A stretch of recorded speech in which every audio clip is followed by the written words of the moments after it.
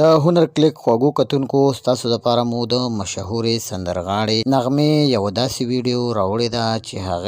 هغه ویډیو د لندن نه وایرل شوې ده چې په یو پروګرام کې هغې څه بې شرمي کړې ده او هغه ویډیو یې موږ ته هم په لاس راغلی ده. هغه ویډیو تر تاسو هم را رسوو چې تاسو یې هغه ویډیو هم وګورئ چې تاسو یې د ټول هر څه نه خبر شئ. تاسو به کتلی وي چې نن سبا نغمې ډېر زیاته بې شرمي شروع کړې ده په سوشل میډیا کې هم او همداسې هم چې کله د هغې د منګل سره واده شوی و نو تاسو به نه وي کتلی چې هغه یو پروګرام ته یوازې تللي خامخا به د هغې سره منګل تللو ځکه چې هغه یې خاوند او چې د یو ښځې سره خاوند نو هغه هیڅ قسمه بې شرمي یا هیڅ قسمه غلط کار نشي کولی. خو کله چې د منګل نه طلاق اخیستی دی او لارې جدا شوي دي او یو بل افغانۍ کړی دی چې د هغه سره یې ژوند تېرېږي نو هغه چې اوس پروګرامونو ته هم د شپې یوازې او په هغې کې داسې حرکتونه او داسې کارونه هم کوي چې په هغې باندې د هغې کتونکي مینوال هم ډېر زیات خفه کېږي چې آیا نغمې ته دا کار کول نه دي پکار ځکه چې دا یو پښتنه ده او یو پښتنه هیڅکله داسې څه غلط حرکت او غلط کار نشي کولی.